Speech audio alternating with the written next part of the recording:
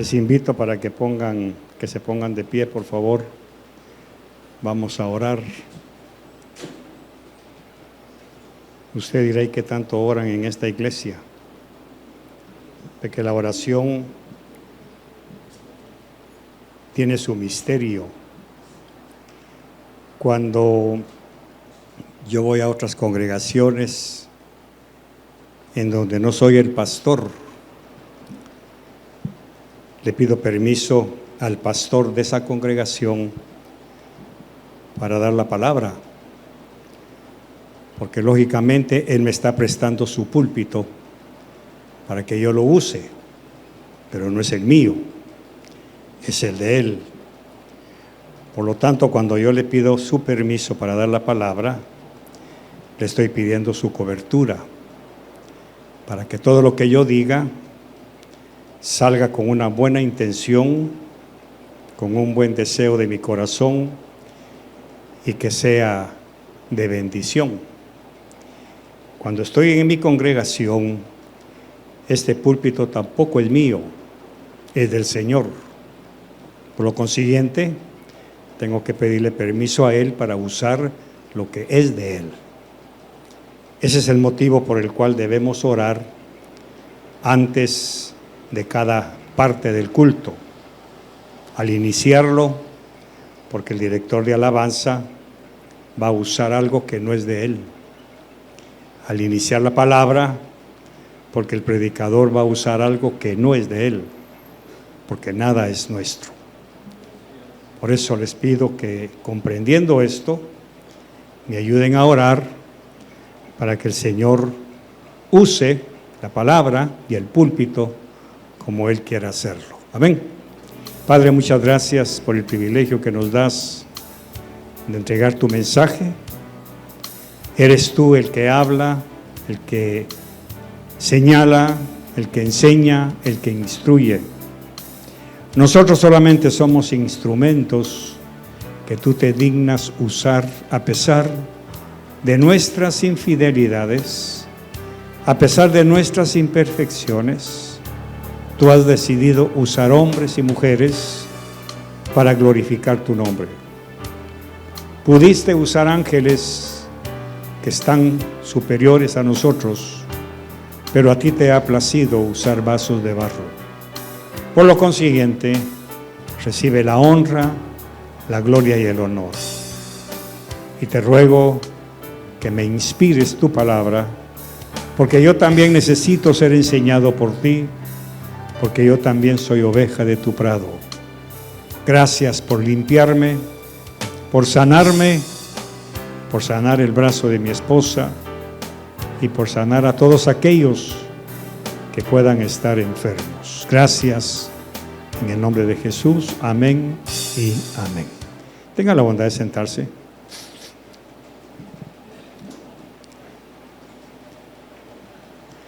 Vamos a releer, como le puse de título a esta historia. No es una simple historia, sino que es una lección que tenemos en esta parte de la palabra.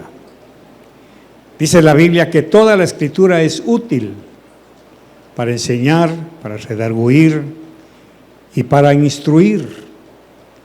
Quiere decir que cada vez que nosotros leemos o estudiamos la palabra, el Señor en su misericordia nos va introduciendo un poco más y más hacia las profundidades de lo que es este océano, como yo le llamo, que es la palabra, que nunca va a tener fin. No podemos tocar fondo. La ventaja es que el Señor, como hizo con aquel profeta, que le dijo que se metiera al río, el agua primero le llegó a los tobillos, luego los muslos, luego a la cintura, hasta que no pudo sostenerse más. Ese es el deseo de Dios para nosotros. Por eso se necesita que nosotros vayamos creciendo para ir siendo, ¿cómo decirlo?, dignos de recibir misterios que antes no estábamos preparados para recibirlos. Por eso fue que Pablo se encontró algunas congregaciones en donde él quería dar mensajes un poco más altos, ir a otro nivel, pero encontró con que no todos tenían el deseo de crecer, no solamente intelectual, sino espiritualmente. Por eso es que hay muchos mensajes que no se pueden predicar todavía, porque el Espíritu Santo considera que el vino nuevo no puede echarse en odres viejos, porque de otra manera el vino se derrama y el odre se rompe. Eso quiere decir que Dios tiene mucho cuidado dónde echar su vino nuevo, para que no se pierda. Y también cuida el odre, que aunque sea viejo, Dios lo sigue cuidando. A menos que este odre un día decida quitar ese odre viejo, que son los viejos paradigmas, y revestirse de un odre nuevo. Entonces estaremos preparados para recibir el vino nuevo. Por eso es que muchos de nosotros no estamos listos. Por eso para mí es normal que en algunos cultos, en algunos servicios de la iglesia, algunas personas no vengan, porque lo que se va a predicar no es apto para ellos. No están listos. Se va a derramar el vino y el odre se puede romper. O sea, se puede volver incrédulo, porque va a decir, qué exagerados, ¿cómo pueden enseñar eso? Por eso es que se necesita poner mucha atención, como dijo Jesús, mirad bien lo que oís, porque eso es lo que nos va haciendo ir creciendo constantemente, no solamente en el conocimiento, sino ir alcanzando un nivel diferente de crecimiento espiritual para ser merecedores de que Dios nos lleve a las profundidades de su palabra. Por eso dijo Pablo, yo no es que ya lo haya alcanzado todo, pero prosigo, sigo creciendo, sigo buscando, sigo leyendo, sigo estudiando. A pesar de que Pablo era un erudito en la ley, no en el Evangelio. En el Evangelio él tuvo que ser enseñado por el Espíritu Santo. Por eso cuando probó el sabor de la leche y la miel del Evangelio de Cristo, para él la ley ya no fue muy agradable para él. Aunque la cumplió, la vivió, pero realmente él dijo, porque yo anhelo alcanzar aquello para lo que fui alcanzado. O sea, alcanzar a Cristo. Porque a medida que Pablo trataba de alcanzar al Señor, de alguna manera el Señor se le iba más, y se le iba más. Y el beneficio fue para Pablo, porque a medida que Jesús se le iba alejando, él en su afán por alcanzarlo, se iba metiendo más y más en estos misterios. Esa es la maravilla cuando un cristiano anhela conocer más de la palabra. A medida que va llegando a un nivel en el que ya está a punto de alcanzarlo, la palabra se le va. Pero no es para que se le vaya en sí, sino como para atraerlo. Alcánzame, esfuérzate, estudia más, quiero mostrarte más. Es como un padre cuando le está enseñando a caminar a su hijo. El niño lo mira cerca y el padre está cerca por cualquier cosa, pero cuando el niño ya empieza a caminar y empieza a fortalecer sus rodillas, sus piernas, el padre se aleja más y se aleja más hasta que el niño lo alcanza o se cae. Hay que empezar de nuevo. Igual es la palabra. Cuando nosotros, el cristiano, realmente quiere conocer la palabra, el Señor lo desafía para que se esfuerce. Por eso para Pablo fue un reto alcanzar aquello para lo que fue alcanzado. ¿Para qué fue alcanzado Pablo? Para hacer de Cristo. Entonces, cuando él se acercaba al Señor, el Señor se le iba más. Y él era bendecido porque conocía más y más de Cristo.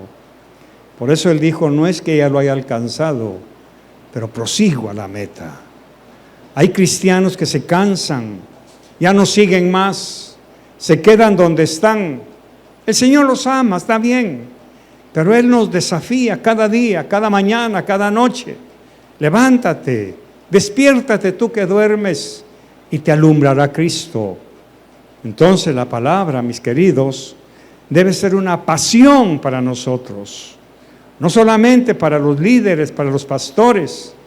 Tiene que ser una pasión, un hambre que nunca se sacia para poder ser merecedores de ir conociendo un poco más y asombrarnos de lo que Dios tiene para nosotros. La parábola del hijo pródigo tiene otros misterios. Ya mi esposa predicó hace unos domingos sobre un aspecto muy interesante, muy enriquecedor. Y el Señor me llevó a estudiarlo con una nueva lectura, con otros ojos, pero no es para que yo me quede con eso, sino para compartirlo con ustedes.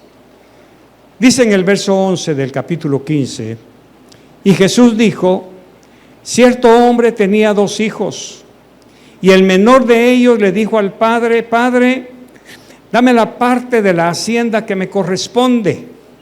Y él le repartió sus bienes.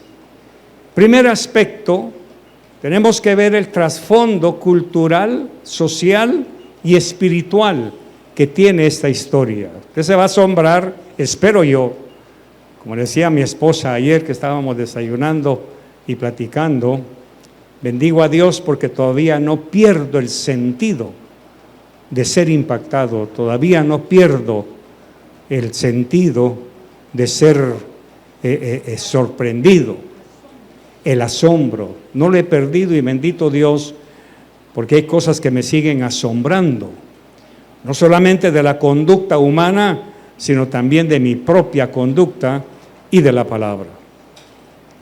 El menor de ellos le dijo al padre, dame la hacienda que me corresponde. La mayoría de nosotros hemos juzgado mal al hijo, porque hemos dicho que es malagradecido, que aquí, que allá, y está bien, pero vamos a ir un poco más allá. Lo normal en este tiempo de la cultura judía era que el hijo, cuando alcanzaba la mayoría de edad, se esperaba de él que le pidiera a su padre la herencia que le tocaba para ir a fundar su propia familia, para ir a fundar su propio negocio. Ya había sido enseñado en la casa, ya había sido instruido. Ahora esperemos que a la mayoría de edad él se vaya de la casa a cumplir su propio llamado, su propio propósito, para el cual fue educado y para el cual fue enseñado. Sabemos perfectamente que en la cultura judía hay 2 principios de educación. Uno, amar a Jehová con todo tu corazón, con todas tus fuerzas, con toda tu mente. Y segundo, un oficio.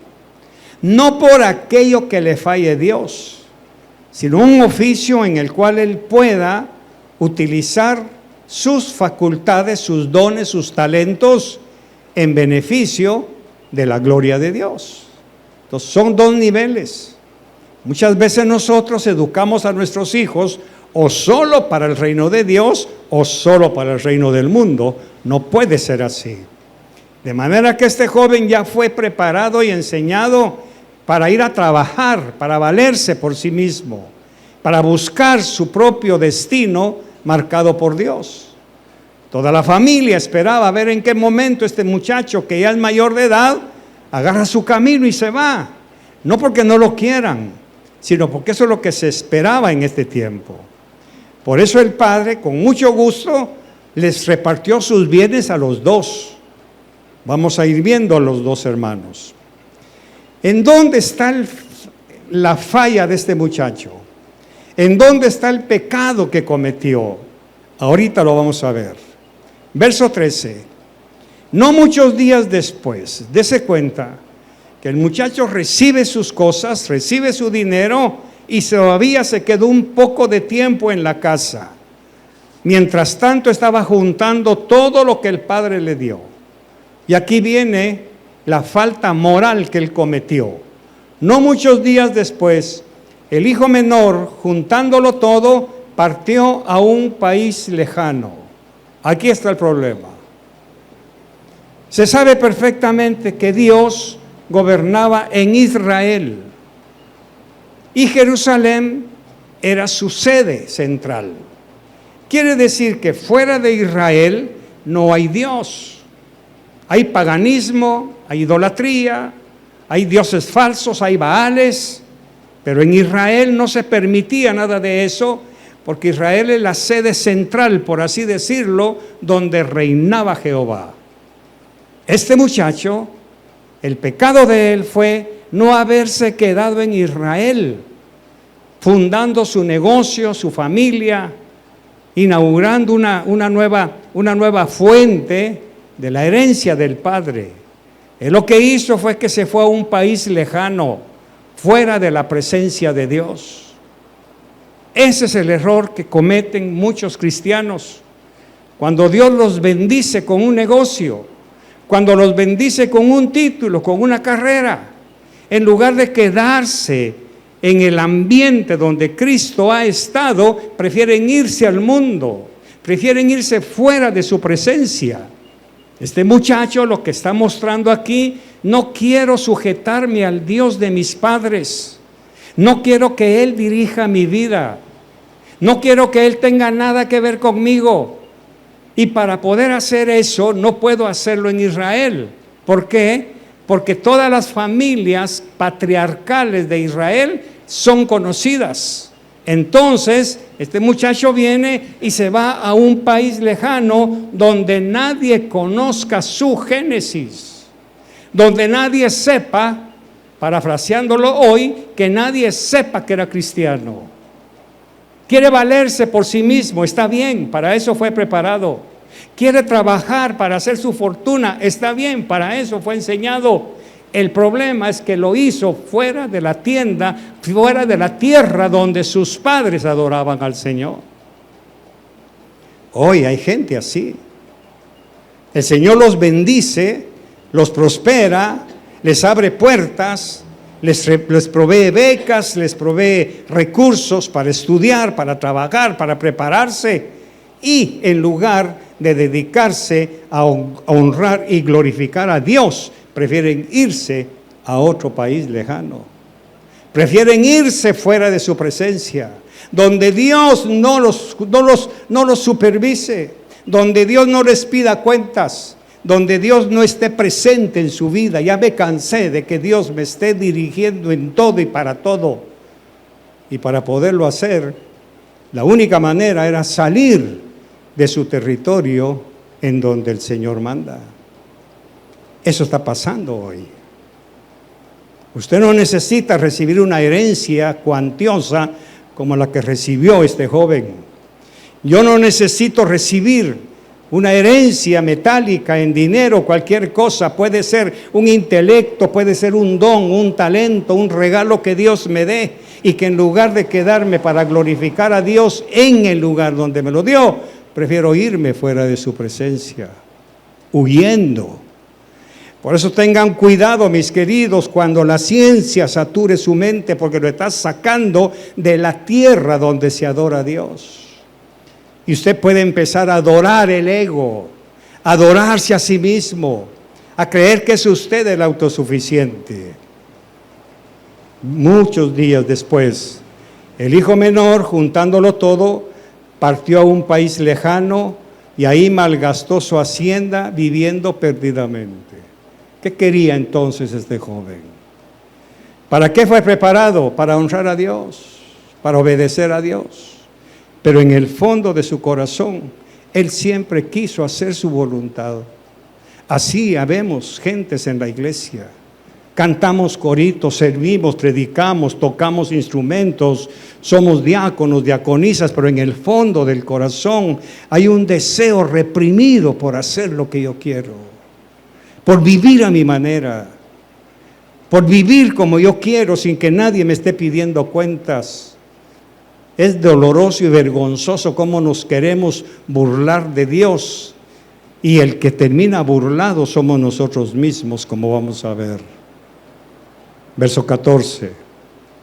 Cuando lo había gastado todo, vino una gran hambre en aquel país y comenzó a pasar necesidad. Veamos bien, leamos, por eso estamos releyendo la historia. Cuando lo había gastado todo, vino una gran hambre en aquel país. No fue una hambruna como las que hay normalmente en cualquier país del mundo. En Israel especialmente han habido hambrunas, lo vemos en la Biblia, en los tiempos de David, en los tiempos de Isaías, en los tiempos de Jeremías, habían hambrunas por la falta de lluvia, pero esa hambruna afectó solamente el país en donde, qué casualidad, el jovencito se fue a refugiar. ¿No ve usted ahí escondida la mano de Dios? Tengamos cuidado, mis queridos. Tengamos cuidado cuando pensemos como el hijo pródigo, que le estamos pidiendo al Señor la bendición, que nos prospere, que nos dé lo que queremos, lo que necesitamos. La pregunta que debemos hacernos es ¿para qué? ¿Para qué? ¿Para alejarte de Dios? Asústese, como a mí me sorprende. Dios no le va a negar lo que usted le está pidiendo, aunque sabe que es para perderse. Él tiene que enseñarle algo que le quede dolorosamente tatuado en su corazón, el por qué está sufriendo ciertas situaciones, el por qué está llorando tantas situaciones dolorosas y vergonzosas que suceden en su vida o en la mía. Así que entonces vino una gran hambre en aquel país y el muchacho, con todo el dinero que había gastado, empezó a pasar necesidad. Verso 15. Y aquí es en donde vemos el carácter moral que le inculcaron a este patojo. Entonces fue y se acercó a uno de los ciudadanos de aquel país y él lo mandó a sus campos a apacentar cerdos. Error. Uno positivo y el otro negativo. Este muchacho sabía trabajar. No era ningún holgazán. No era ningún vividor. Su padre, aparte de haberlo enseñado a honrar a Dios, también lo enseñó a trabajar. De manera que cuando vino el hambre y él empezó a pasar hambre, no se fue a robar, no fue a mendigar, fue a trabajar. El problema es que el único trabajo que había ahí era todo lo contrario a la ley dietética del Dios de Israel, apacentar cerdos. Quiere decir que se fue a un país en donde la inmundicia estaba a flor de piel. Verso 16. Y deseaba llenarse el estómago de las algarrobas que comían los cerdos, pero nadie le daba nada. Muy lógico. ¿A dónde se fue a vivir este joven? A un lugar sin Dios. Y si no hay Dios, no hay amor. Lo voy a repetir. ¿A dónde se fue a vivir este muchacho? A una tierra fuera de la presencia de Dios. Y qué casualidad, entre comillas, que fue a dar a un lugar en donde no había Dios. Y si no hay Dios, no hay amor.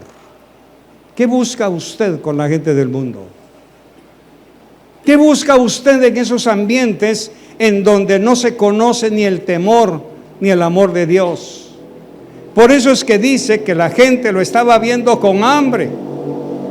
Lo veían con hambre, estaba trabajando para ganarse su pan y aún así nadie le daba nada. Muchas veces nosotros acusamos a los demás, como decía la profecía, estás juzgando. Los estamos juzgando mal y no nos damos cuenta del infierno que están pasando porque se alejaron de la presencia de Dios. Voy a insistir en algo que siempre lo he dicho para nuestro beneficio. No permita que un catarrito la saque o lo saque de la presencia de Dios.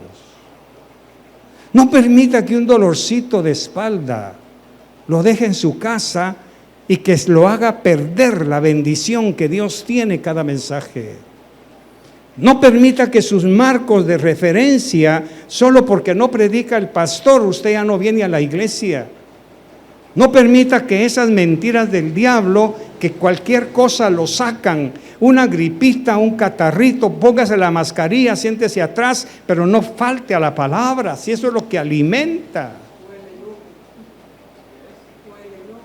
O el enojo, o la cólera, o cualquier síntoma del carácter. Hay padres que castigan a sus hijos, pues hoy no te llevo a la iglesia, no saben el gran pecado que están cometiendo porque el alma no quiere nada con el Señor. Por eso, mis amados, y lo voy a repetir una vez más, los primeros enemigos del Evangelio de Cristo para sus hijos son los padres. Son los padres. Cualquier cosita dejan a sus hijos en casa. Cualquier cosita. Yo pregunto siempre, ¿permite usted que su hijo le falte al colegio un día? La respuesta es no. No. Pero a la iglesia sí. Porque le estamos dando más interés a las cosas que este muchacho buscó. Se fue a vivir a un país sin amor, sin Dios, sin moral. Y entonces sigue diciendo, entonces volviendo en sí, cuando se dio cuenta que nadie le daba amor, volviendo en sí dijo, ¿cuántos de los trabajadores de mi padre tienen pan de sobra, pero yo aquí perezco de hambre? Ahora, ¿quién tuvo la culpa de eso? Él menospreció al Dios de sus padres. Está bien, ándate de la casa, es lo menos que esperamos de ti. Ya te sostuvimos ya tantos años, ya te graduaste, ya conseguiste ya las metas terrenales, ya fuiste enseñado a honrar a Dios, ya te graduaste, ahora ándate. Anda a vivir la vida, anda a confrontar tu conducta, anda a demostrar de todo lo que eres útil porque ya fuiste enseñado. Y aquí una advertencia para usted, mami, suelte a ese hijo, no le haga daño. Una advertencia para usted, papi, suéltelo, enséñelo a que vaya a confrontar el mundo, porque el mundo no lo va a perdonar ni lo va a tratar con la gentileza que usted lo hace. Porque tarde o temprano usted va a irse de este mundo y va a dejar a un hijo inútil, a un hijo que no sirve para nada porque usted lógicamente siempre lo sobreprotegió. Y eso es el pecado, creo que lo escribí en el periódico, el pecado de hoy, ¿cuál es? Que los padres están siendo tolerantes con sus hijos. Esta generación es la generación de cristal. Dejan los trabajos como que fueran calcetines viejos. Si revisamos su currículum, resulta que tienen como 50 trabajos en un año. Personas inestables, no sirven para trabajar. De manera que cuando se casan tampoco van a servir como esposos, porque nunca terminan lo que empiezan. Así que tengamos cuidado. Entonces este muchacho, viendo que tenía hambre y que nadie le daba nada, por lógica, se fue a meter a un país, a un lugar en donde no hay amor. Y entonces dijo, me levantaré e iré a mi padre y le diré, Padre, he pecado contra el cielo y contra ti, ya no soy digno, ya sabemos toda la historia. Vamos a irnos al verso 20. Y levantándose fue a su padre. Y cuando todavía estaba lejos, su padre lo vio y sintió compasión por él, y corrió, se echó sobre su cuello y lo besó. ¿Qué significa esto? En la cultura de los que estamos leyendo, en el trasfondo cultural, en los combates de este tiempo, recordemos que ya los romanos tenían control sobre Israel, y habían peleas de gladiadores en Roma y toda la cuestión. Y se acostumbraba que cuando un gladiador vencía al otro y lo dejaba tirado boca arriba, el vencido levantaba el cuello para que el vencedor le atravesara con una lanza la garganta. Esa era la victoria del vencido. Porque si lo dejaba vivo, era vergonzoso saber que por ahí andaba un perdedor. ¿Recuerda Saúl? ¿Se recuerdan? ¿Qué le dijo a su escudero? Mátame, no quiero la vergüenza de que fui derrotado, mátame. Esa es la cultura de aquí. De manera que el padre, que no es ningún ignorante social ni cultural, sabe perfectamente lo que significa eso. El niño tampoco, porque ya no es un niño, el muchacho tampoco era ignorante. Por eso es importante leer, estudiar, conocer, venir a la iglesia para ser instruidos y que, como dice Pablo, podamos responder a las preguntas que nos puedan hacer con respecto a la Biblia. Así que ahora resulta que viene el muchacho, el padre lo ve y corre a él. Lo lógico era que al verlo sacara su daga y le cortara la garganta, porque viene derrotado, viene perdido, sucio, asqueroso, hediondo a puercos, hediondo a cualquier cosa menos a él. Era una vergüenza recibirlo. Y el padre tenía todo el derecho de sacar su daga, como usaba cualquier patriarca, y cortarle la garganta. Pero en lugar de eso, ¿qué hizo? El beso. Este beso es muy importante, porque no le besó la mejilla, le besó la garganta. Donde debió haber puesto el cuchillo, puso el beso. Así es, Padre. Cuando debió acabarnos, cuando debió habernos enviado un rayo, cuando debió enviarnos cualquier juicio, el Señor viene y nos recibe. Pero cuando reconocemos, he pecado contra el cielo, primero contra el cielo y contra ti. He pecado, Señor, perdóname. Estaba ciego, ignorante, cualquier cosa. No tuve la sabiduría para cuidar el don, el talento que me diste. Lo abandoné por el trabajo, lo abandoné por las ocupaciones de mi alma, abandoné los privilegios, abandoné lo que tú tenías para mí, Señor. Me da vergüenza haber hecho eso, perdóname. Entonces, lógicamente, el padre, conociendo la cultura gladiadora de aquel tiempo, él sabía lo que su hijo merecía. Él sabe lo que usted y yo merecemos. Pero ¿hasta cuándo?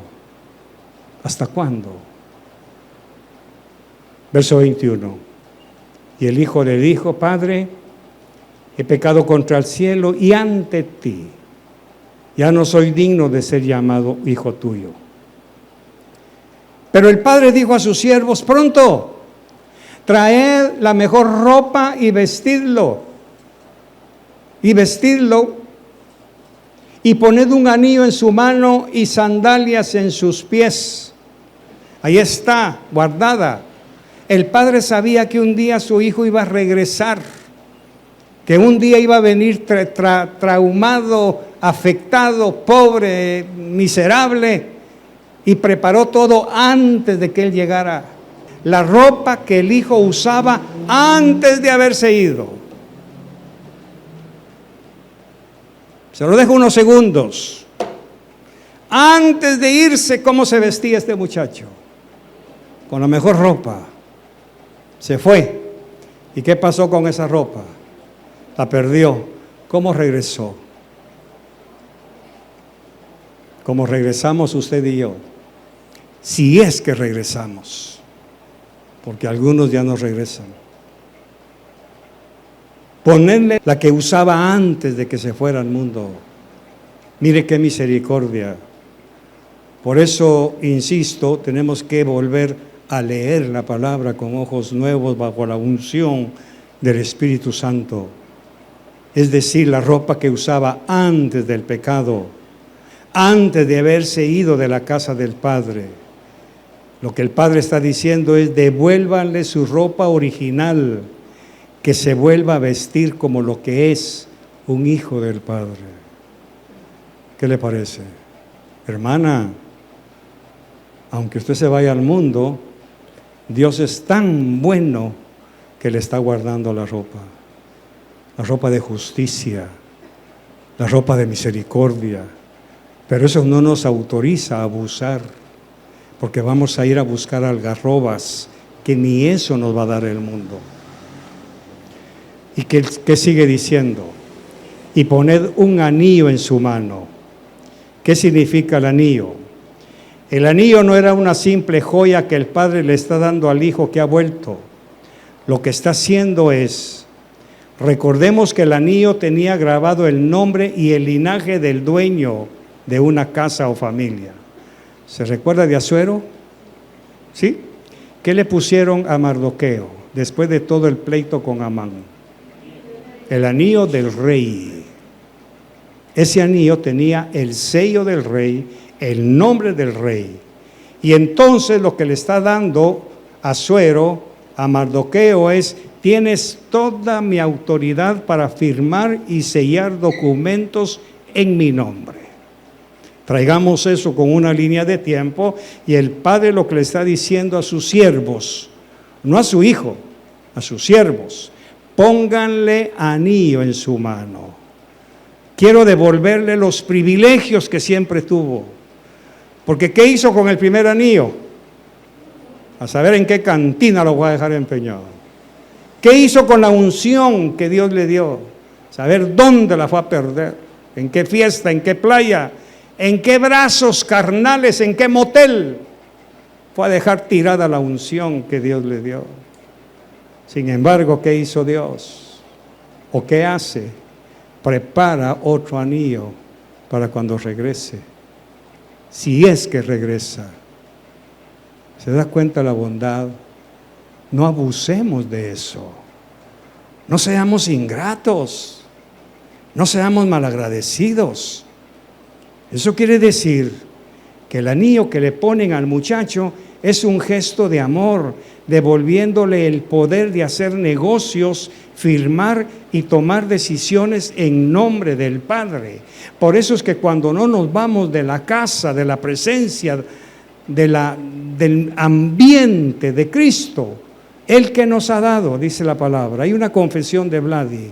¿Qué nos ha dado? A ver, ¿quién ha oído las confesiones que Vladi grabó? ¿Qué nos ha dado? Dios nos ha dado su nombre. Ese es el sello. En el nombre de Jesús. Al mencionar el nombre de Jesús y poner ese sello en el ambiente, las huestes y potestades doblan las rodillas a la mención del nombre de Jesús. No es bagatela lo que hemos recibido, pero tampoco es bagatela lo que hemos ido a dejar al mundo, a revolcarnos en amores prohibidos, en relaciones ocultas, en relaciones prohibidas. Señorita, tenga cuidado, que no le roben todo lo que el Padre le ha dado. Quizá, y esto es mío, no tenga tiempo de regresar. Quizá.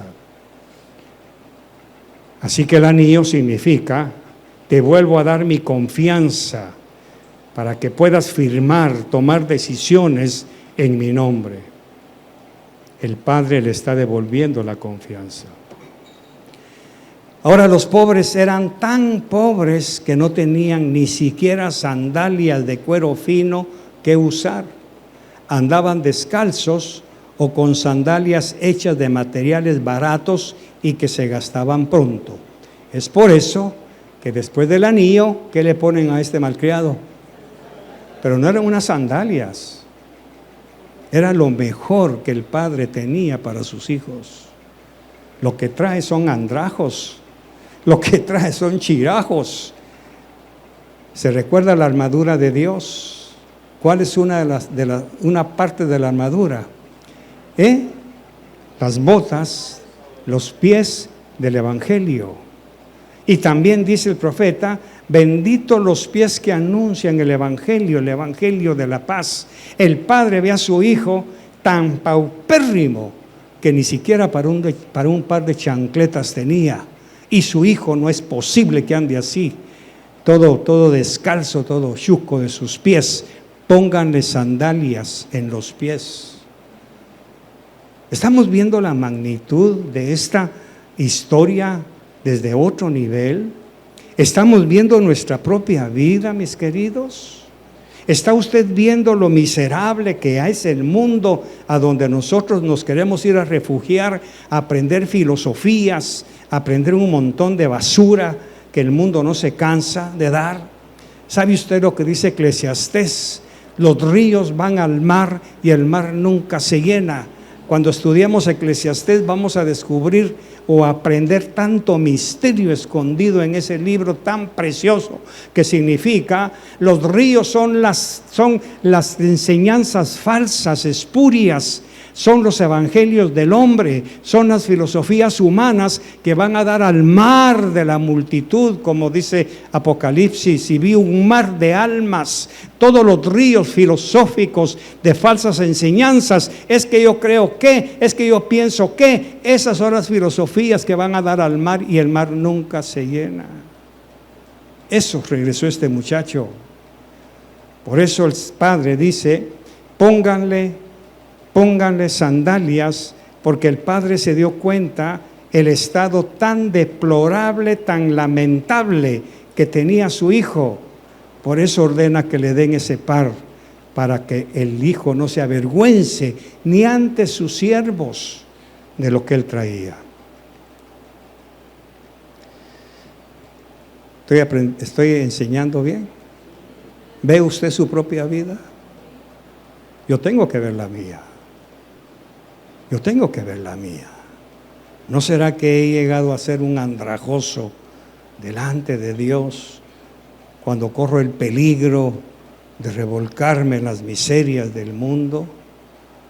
¿No será que yo mismo estoy siendo confrontado sin hacer caso, que yo no quiero que me pase esto? Yo no quiero en ningún momento que el Padre me retire su confianza. Yo no quiero en ningún momento, esta madrugada se lo decía, Señor, cuídame por favor, Espíritu Santo, bautízame en ti, para que yo no corra el peligro de olvidar quién soy y quién eres tú, Señor. Bautízame, sumérgeme en tu santidad, porque no quiero perder ese sello que tú me has puesto a mí. La Biblia dice que he sido sellado con el Espíritu Santo. Ese es el anillo que me autoriza a hacer negocios, a reprender al diablo y que el diablo me obedezca, no a mí, sino el sello que tengo de parte de él.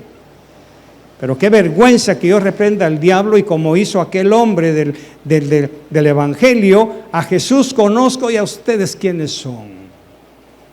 Yo no quiero que el diablo me diga eso. Tampoco quiero que me diga muy bien, porque no soy yo el que manda. Es el sello de la autoridad, que Dios confíe en mí y que deposite en mí su poder, su confianza de poder hacer milagros, de sanar enfermos, de levantar cautivos, de desatar cadenas de impiedad. Que cada mensaje que brote de mi boca sea un río de poder, que broten de mi interior, como dijo Jesús, el que me ama, de su interior brotarán manantiales de agua fresca. Eso es lo que yo quiero. Por eso insisto tanto en que ya no puedo comer con mucha gente, porque en esa mesa se hablan cosas que no tienen nada que ver con la santidad de Dios. Por eso he llegado a comprender que hay 3 altares: la mesa, la cama y el altar de mi corazón. La mesa es un altar en donde solamente debe haber un sacrificio para Cristo y no una simple comida. Bueno, porque este hijo mío estaba muerto. Verso 23. Y traed el becerro engordado, matadlo, y comamos y regocijémonos. Porque este hijo mío estaba muerto y ha vuelto a la vida, estaba perdido y ha sido hallado. Y comenzaron a regocijarse. Son 2 partes diferentes. Porque este hijo mío estaba muerto y ha vuelto a la vida, estaba perdido y ha sido hallado. Punto. Y comenzaron a regocijarse. ¿Qué significa esto? Dice, traed el becerro gordo. Recordemos que estamos hablando de una bipolaridad entre el Padre, figura del Señor, y el Padre humano que debe imitar al Señor. Son 2 niveles diferentes. Eso quiere decir que el becerro gordo no era que lo mataran y lo pusieran en un churrasco y que toda la gente buscara su pedazo de carne. No es eso lo que está diciendo aquí. Lo que está diciendo es: traigan el becerro gordo y hagámosle un sacrificio a mi Dios, porque mi hijo ha regresado.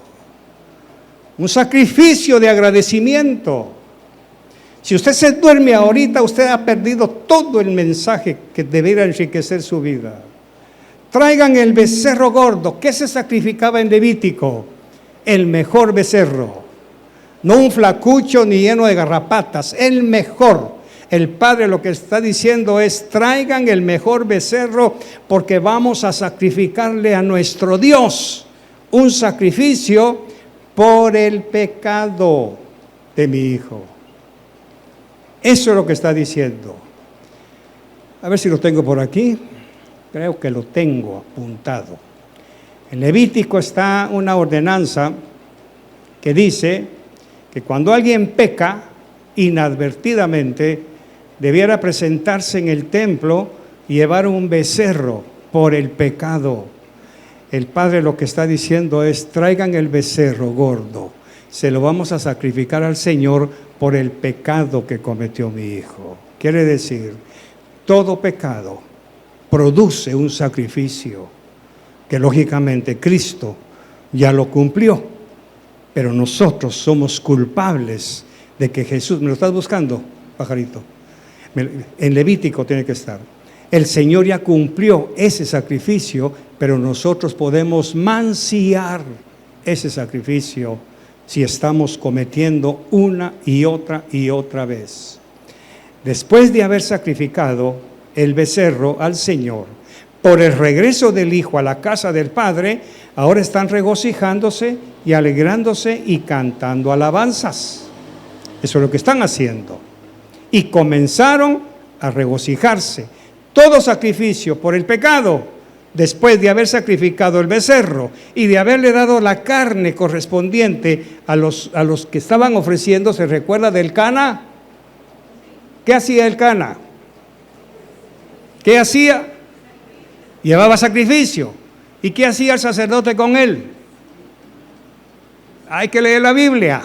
El Cana, esto fue para Dios. Aquí están las entrañas, el cebo, toda la cuestión. Esto es tuyo. ¿Y qué hacía el Cana? Se lo daba a sus esposas. ¿Sí o no? ¿Sí? Eso está pasando aquí. Levítico 4. Leámoslo, o por favor, Florecita. Y si es alguno del pueblo el que peca inadvertidamente, haciendo cualquiera de las cosas que el Señor ha mandado que no se hagan, y se hace así culpable, y se le hace saber el pecado que ha cometido, lea el resto.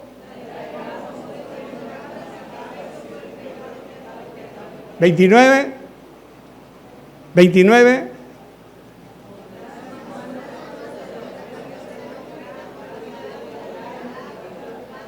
30.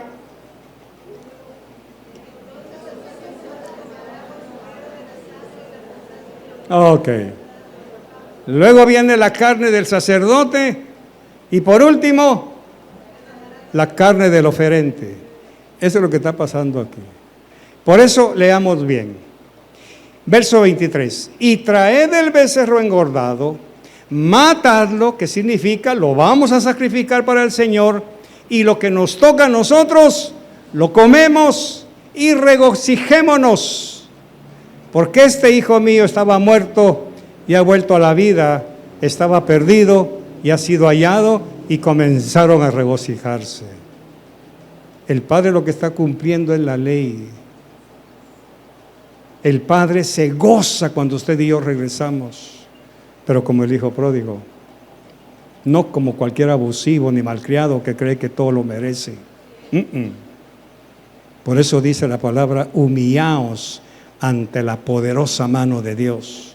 Mientras tanto, queridos, vamos a seguir deseando las algarrobas del mundo, que no tienen nada que darnos. ¿Sabe por qué? Porque no tienen nada. No tienen nada. Sigamos. Verso 25. Y su hijo mayor estaba en el campo, Y cuando vino y se acercó a la casa, oyó música y danzas. Ya sabemos que no era un baile, eran alabanzas, era regocijo. Y llamando a uno de los criados le preguntó qué era todo aquello. ¿Cómo es posible que este muchacho no discerniera que era una bulla y que era alabanza? A ver, alguien que me explique. Si está en la casa del Padre, si conoce al Padre, si trabaja para el Padre, ¿cómo es que pregunta, ¿y qué es esa bulla? ¿No le parece conocida esa expresión? ¿Qué tanto cantan aquí? ¿Qué tanto ensayo? Ay, hoy es sábado, tengo que ir al ensayo. Porque si no voy me borran de la lista. Ya, pero voy a ir, llévame. Y bien, venimos con una cholla, man. Venimos y todavía, pum, pum, pum, pum, pum, pum. Aló, aló, aló, gloria a Dios. Aló, aló. ¿De qué estamos hablando?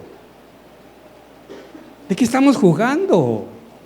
Así está el Hijo. ¿Cómo es posible que viviendo en la casa del Padre, que esto de los sacrificios, era un Padre cumplidor de la ley? Quiere decir que esto por lo menos cada Shabbat habían alabanzas, habían cantos, había alegría, y ahora viene y pregunta, ¿y qué es eso? A mí me da risa, una risa irónica. Hay gente aquí, así, que tanto cantan. Yo quiero la palabra, yo quiero ese verbo que se escucha, eso que me hace estremecer. No, Señor, estremezcase con alabanza, llore, quebrántese. Por eso el Señor hablaba de los odres nuevos, para echar vino nuevo. Y llamando a uno de los criados le preguntó qué era todo aquello. Y él le dijo, tu hermano ha venido y tu padre ha matado el becerro engordado porque lo ha recibido sano y salvo. Le ha hecho sacrificio al Dios de la tierra. Entonces él se enojó y no quería entrar. Salió su padre y le rogaba que entrara. Pero él respondiendo le dijo al padre, mira, por tantos años te he servido y nunca he desobedecido ninguna orden tuya. Yo siempre he sido buen hijo, Señor. Yo merezco los aplausos. Yo merezco que me pongan a predicar, no que toda la vida me han tenido sentado aquí. Por eso mejor me voy a ir, porque nunca me dan el púlpito. Señor, yo siempre he estado aquí contigo. Y de repente que pertenecía a la alabanza, me pusieron como coro, no como director. Si yo quiero ser director, no solamente un corista ahí como que fuera a saber qué. Insatisfechos, gente que se atreve a corregir al pastor, que no es el pastor el que hable la palabra. Por eso el jueves hicimos una prueba, ¿se recuerdan? Cuando la palabra dice algo y lo dice el que está leyendo, a quien acusan es al lector, cuando no es el que lee lo que dice la Biblia. Así que este está consumido, está pero amargadísimo en la casa del Padre. Aquí hay gente amargada. Hay gente enferma del alma.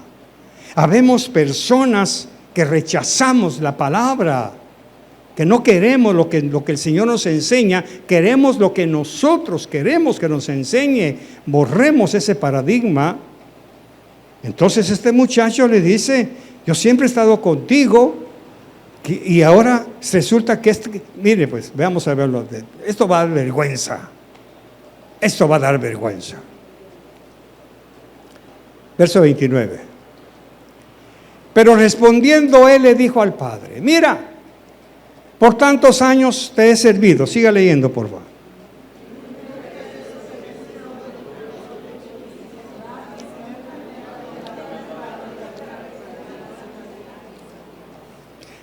Verso 30.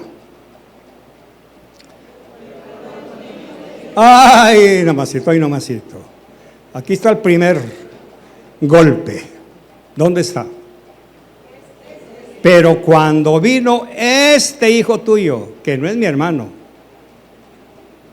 mis hermanos no se van al mundo, mis hermanos no vienen todos asquerosos, ese es tu hijo, pero no es mi hermano. ¿A quién le está faltando respeto ese abusivo? Al Padre. ¿A quién está menospreciando? Por eso que dijo la profecía, ay de ti, ten cuidado, voy a decir tu nombre. Yo creo que la profecía se está asociando con la palabra.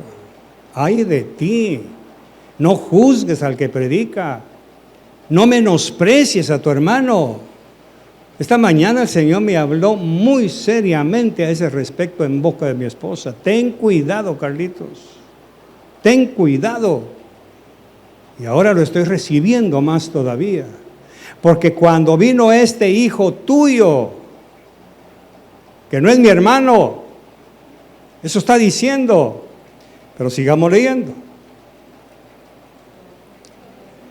Dice, pero cuando vino este hijo tuyo que ha consumido tus bienes con rameras, mataste para él el becerro engordado. ¿Para quién fue el sacrificio? Dígalo. ¿Y qué está diciendo este amargado? ¿Se da cuenta? Ese es tu hijo, ¿de dónde viene? Y tú le ofreces a Dios un sacrificio por él. Entre líneas, traduzcámoslo, por favor. Papá, ¿tú crees que se merece que le presentes a Dios un sacrificio por él? ¿Tú crees? Si mira cómo vino. Mira qué hizo con tus dones, con tu talento. En lugar de ir a predicar, se convirtió en un motivador de empresas. ¿Te das cuenta lo que hizo con el don de la palabra que le diste? En lugar de ir a predicar tu palabra, se fue a hacer películas, que fue a usar los dones para tirarlos a la basura. Y ahora viene él y le dice, ese hijo tuyo que ha consumido tus bienes y mataste para él, o sea, sacrificaste para él por su pecado, el becerro engordado. Sigamos, 31. Y él le dijo, tú siempre has estado conmigo, pero aquí hay algo muy escondido que quiero enseñárselo. Y este es el corolario, el epicentro de la otra parte del mensaje.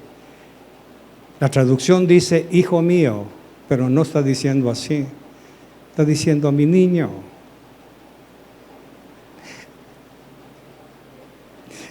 Mi bebito, entra mi tesoro, entra cariño, entra, vamos a la fiesta, no te pierdas este momento. Los traductores pusieron hijo mío, pero allá adentro hay una palabra de pasión del Padre, pequeño, vamos hombre, no faltes.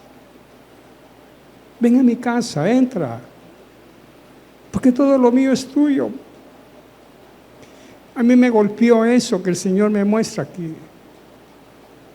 Me golpea terriblemente que Dios me está rogando, suplicando.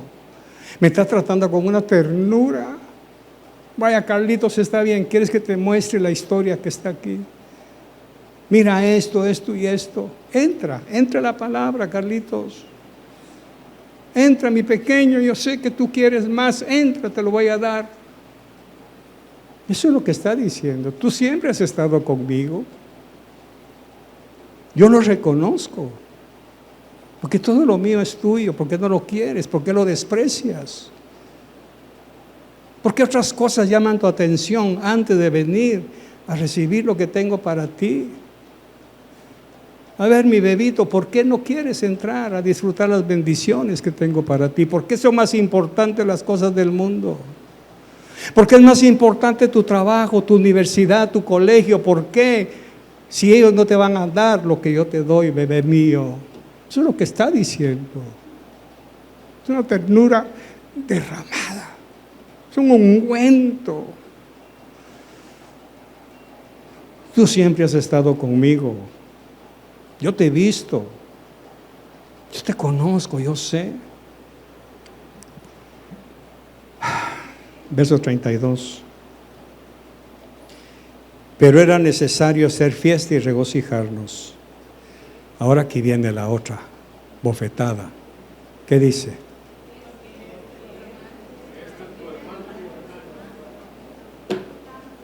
No dice este hijo mío. ¿Cómo le dijo el hijo antes? ¿Y cómo le respondió el padre?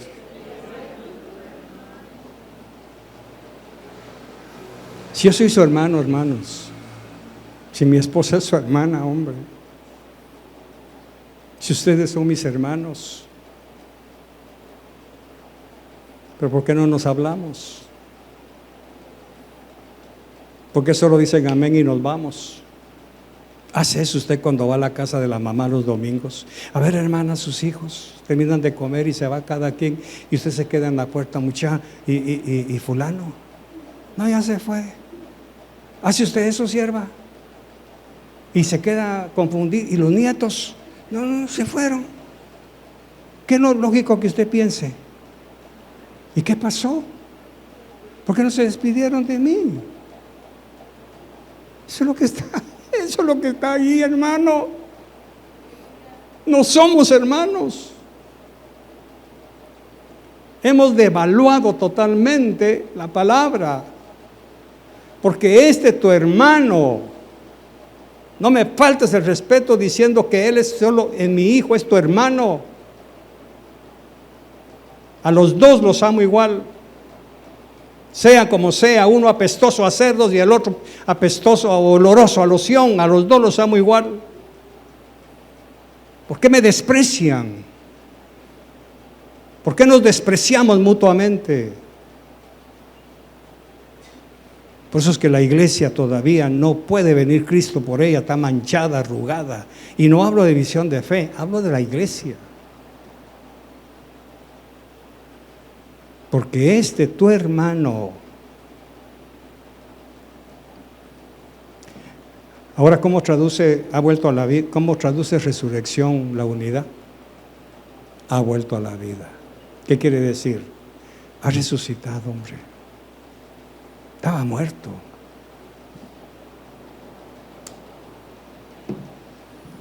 ¿Qué piensa? ¿Qué piensa?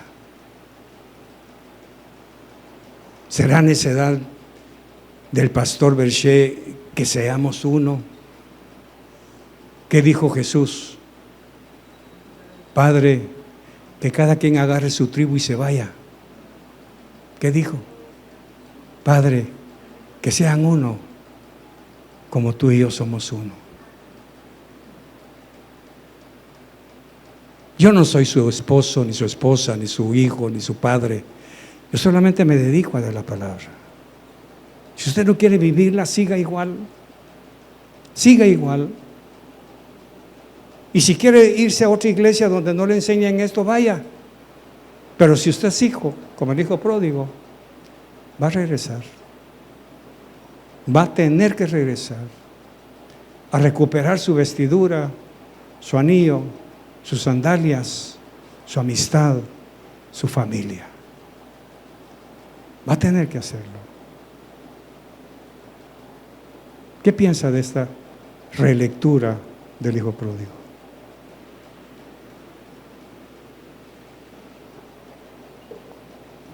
¿Usted pensó que era una simple vaca ahí para hacer un churrasco para el hijo pródigo?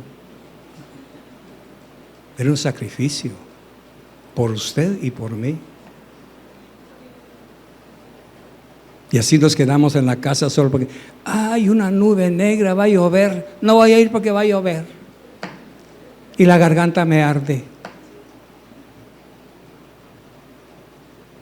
Mucho calor. Hoy no voy a ir porque los callos se me inflaman con el calor.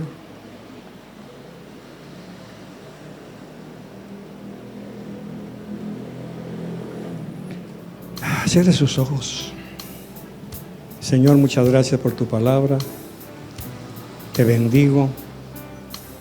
Gracias por esta historia que tú nos has regalado. Gracias por hablarme. Gracias por advertirme del peligro de irme fuera de tu tierra, a una tierra lejana donde no te conozcan. No puedo hacer eso, Señor. Por mucho que mi familia me ame, no me pueden dar lo que tú me das. Lo lamento. Por mucho que mis hijos quieran darme lo que ellos quieren, no me pueden dar lo que tú me das, Señor. Bien dijiste que el que no deje padre, madre, hijos, casa, parentela, no seríamos dignos de ti. Este muchacho cometió un gran pecado. Todo lo demás vino como efecto dominó. El pecado central fue haberse ido a un país lejano, donde él pensó que tú no lo ibas a alcanzar. Y esa es la burla de nosotros mismos.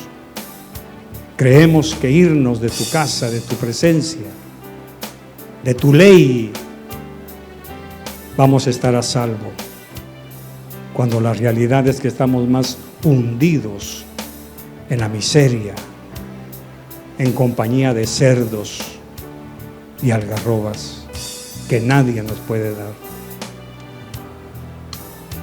Señor, gracias por esta advertencia. No sé si aquí hay alguien, Señor, que haya pensado que irse de tu presencia iban a estar a salvo. No sé. Lo que yo sí sé es que me hablaste a mí. Y quiero que sigas quebrando mi odre. Quiero que sigas derramando en mi odre el vino nuevo de tu revelación. Y si para eso tengo que dejar más amistades, más cosas, estoy dispuesto, Señor. Porque quiero ser merecedor de que tu vino nuevo caiga en este odre nuevo. No va a ser fácil dejar las costumbres, las exigencias de tu palabra. No va a ser fácil, pero tampoco va a ser imposible. Porque después de haber probado la leche y la miel, no quiero regresar a lo de antes, Señor. Quiero vivir para ti. Quiero pensar solo en ti. Quiero dedicarme a ti, Señor. Que un día mi esposa pueda reconocer que está casada con un hijo de Dios. Que yo siempre certifique que la persona más parecida a Dios que conozco es mi esposa, Señor, por todo lo que hace por mí. Gracias por ser la trompeta que me avisa cuando puedo cometer algún error, algún pecado. Gracias porque la has puesto a mi lado para que no me deje cometer errores de quedarme en casa cuando debiera estar aquí. Muchas gracias, Señor. Te bendigo por la vida que me das y gracias por este resto del día. Bendigo a tu pueblo y oro que esta historia que tú nos has hecho leer con ojos nuevos pueda cambiar nuestros paradigmas. Llévanos en paz y con gozo a casa. Y que lleguemos, Señor, como hemos dicho siempre estas últimas veces. ¿Y ahora qué hacemos, Señor? ¿Y ahora cómo reeduco a mis hijos? ¿Y ahora cómo retrocedo a todo lo malo que he hecho? ¿Y ahora cómo le digo no a ese hombre con el que empeñé mi corazón, mi relación? ¿Y ahora cómo quito esas redes sociales de mi teléfono? ¿Y ahora cómo quito y cómo borro esos chats que me han hundido en la lujuria y la lascivia? ¿Cómo lo hago, Señor? Ayúdame a arreglar, como el hijo pródigo, a arreglar mi regreso a casa. Gracias, en el nombre de Jesús. Amén y amén.